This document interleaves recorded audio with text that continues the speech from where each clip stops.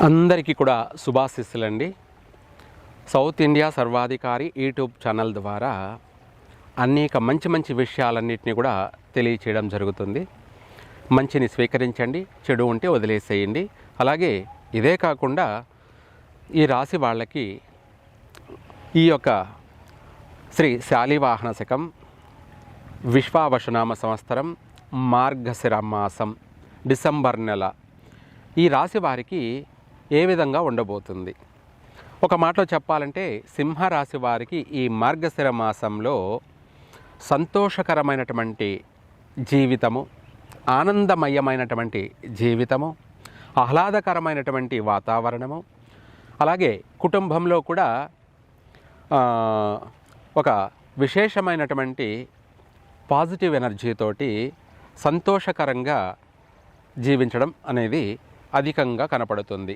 సింహరాశి వాళ్ళకి చెప్పాలంటే ఒక మాటలో ఈ రాశి వాళ్ళకి ఎన్నో సంవత్సరాలుగా కొద్ది రోజులు బాగుంటుంది, మరి కొద్ది రోజులు అంటే ఎక్కువ రోజులుగా బాగుండదు.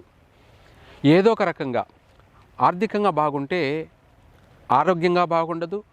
అలాగే అందరితో మాట పట్టింపులు, వివాదాస్పదాలు ఉంటాయి. లేదు ఆరోగ్యంగా బాగుంది అంటే ఆర్థికంగా బాగుండదు. ఇలాంటివి ఒకటి పోతే ఒకటి వీళ్లను దీర్ఘకాలికంగా పీడిస్తూ వస్తున్నాయి గ్రహాలు. కాబట్టి ఈ యొక్క మాసంలో చెప్పాలంటే చాలా వరకు కూడా పర్వాలేదు. నూతన వ్యాపారాలని ప్రారంభం చేయండి. ఈ మార్గశిర మాసంలో చక్కగా అభివృద్ధి చెందుతారు. ఎవరి స్తోమతను బట్టి, ఎవరి శక్తానుసారము, ఎవరికి తెలిసింది, ఎవరికి చేతనైంది వాళ్ళ ప్రకారంగా చేయండి. శృతి మించి చెయ్యొద్దు. ఏదైనా సరే శృతి మించి మాత్రం చెయ్యొద్దు. మీకు చేతనైనంత వరకు చెయ్యండి. అలాగే వామనుడు అన్నట్టుగా ముందుగా చిన్నగా వచ్చి ఆయన ప్రపంచాన్ని, ఆకాశాన్ని, విశ్వానంతా కూడా ఆక్రమించాడు అన్నట్టుగా తెలివైన వాడు చిన్నగా మొదలుపెట్టి ఆ వ్యాపారాన్ని పెద్దగా విస్తరించాలి. ఇది ప్రతి ఒక్కరూ చేయవలసినటువంటి బాధ్యత. మీరు అలా చేయగలిగినప్పుడే ఇంట్లో భార్య సంతోషపడుతుంది. రెండోది తల్లిదండ్రులు సంతోషపడతారు. మిమ్మల్ని నమ్ముకున్న అందరూ కూడా మిమ్మల్ని ఆదర్శంగా తీసుకుంటారు. మీరే వాళ్ళందరికీ ఆదర్శవంతులుగా ఉంటారు. ఇది సింహరాశి వాళ్ళు చేయబోయేటువంటి పని. ఈ యొక్క మార్గశిర మాసం అంతా కూడా ఈ సింహరాశి వాళ్ళు ఎటువంటి వ్యాపారాలైనా ప్రారంభం చేసుకోండి. వివాహ ప్రయత్నాలు చేసుకోండి, కలిసి వస్తుంది. తొందరగా కూడా వివాహం జరిగే యోగము కూడా ఉంది. శుభవార్తలు వింటారు. నూతన కార్యక్రమాలను ప్రారంభం చేస్తారు. అలాగే వాటికి శ్రీకారం చుడతారు. అలాగే విశేషంగా కూడా కలిసే వస్తుంది. నూతన వాహనాలు కొంటారు, కొనవచ్చు కూడా. అలాగే ఇదే కాకుండా వ్యక్తిగతంగా పర్సనల్గా కొనుక్కోవడానికైనా సరే, ట్రావెల్స్ బిజినెస్ చేయడానికైనా సరే, ఎవరైతే తీసుకుంటున్నారో వాళ్ళకి సరిపోయేటువంటి శుభవారము, అలాగే శుభ నక్షత్రము, శుభ లగ్నము, శుభ తిథి తప్పకుండా ఇవి మీరు చూసుకొని కంపల్సరిగా పాటించండి. ఎందుకంటే వాహనం వల్ల ఎంతోమంది ప్రాణాలు ఆ వాహనం చేతిలో ఉంటాయి, మన ప్రాణాలు కూడా. కాబట్టి మనకు, ఇతరులకి, ఎవరికి ఎటువంటి హాని కలగకుండా ఉండాలి అంటే మనం తీసుకునే వాహనం మనకు కలిసి రావాలంటే కంపల్సరిగా ఇవి పాటించాల్సిందే ఎవరైనా కూడా. ఇవన్నీ ఎందుకు పాటించాలి అనుకున్నారు అనుకోండి, వాళ్ళ ప్రాణాలు వాళ్ళ చేతుల్లో కూడా ఉండవు. వాళ్ళ ప్రాణాలు వాళ్ళ చేతుల్లో కూడా ఉండవు. అలా అందుకనేసి ఏది ఏమైనా ఊపిరుంటే ఉప్పమ్ముకొనైనా బ్రతకచ్చు అన్నట్టుగా. అంటే అలా అనేసి మనం అన్ని ఉప్పమ్ముకొని బతకాలనా అని అనుకోవద్దు. అంటే బాగుంటే, మనం బతికుంటే బలసాగు తిని బతకచ్చు అన్న సామెత కింద ముందు మనం బాగుంటే ఏదైనా చేయవచ్చు. మనమే లేకుండా పోతే ఏం చేయాలి? ఏం చేయలేం కదా. అందుకనేసి ప్రతి ఒక్కరు కూడా ఇవి పాటించి తీసుకున్నట్టయితే వీళ్లకు అభివృద్ధి జరుగుతుంది, స్థిరపడతారు. ఈరోజు ఒక బైక్ కొన్నవాడు కొద్ది రోజులకి కారు కొనే యోగం కలుగుతుంది. ఇలా వాళ్ళు అంచెలంచెలుగా అభివృద్ధి చెందాలి, అభివృద్ధి చెందుతూనే ఉండాలి, దీర్ఘకాలికంగా సంతోషంగా జీవించాలి.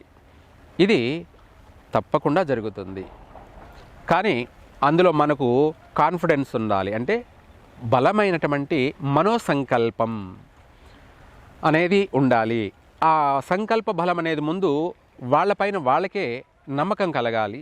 ఆ తర్వాత దైవాన్ని నమ్మాలి, ఆ తర్వాత ప్రపంచాన్నే జయిస్తారు. ఇది సింహరాశి వాళ్ళకు ఉన్నటువంటి శక్తి.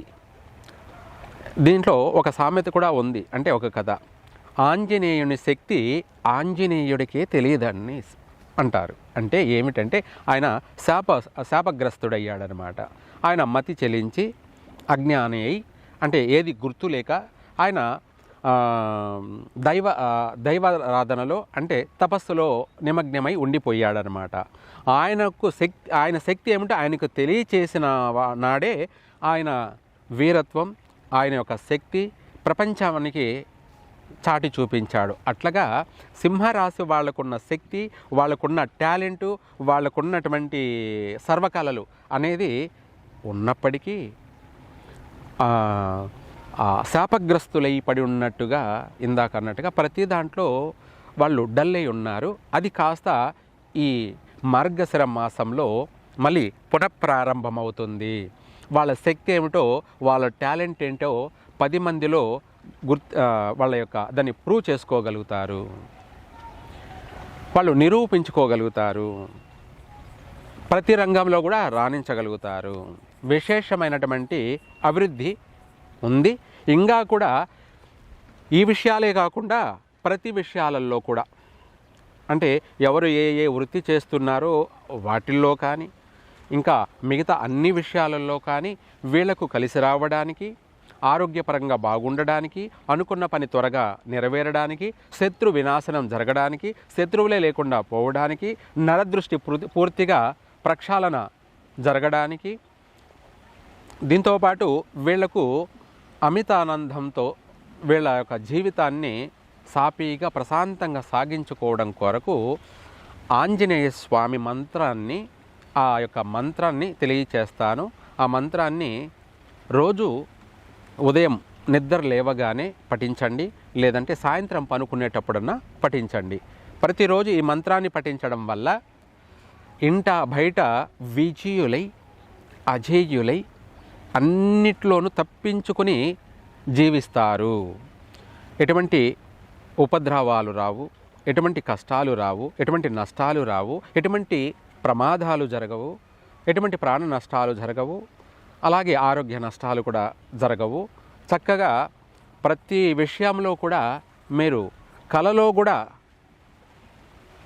మీరు అభివృద్ధి చెందుతారు. అంటే జరగబోయే విషయాలన్నీ, మంచి మంచి శుభ పరిణామాలన్నీ కూడా మీకు కలలో ముందే తెలియచేస్తుంటాడు ఆ భగవంతుడు.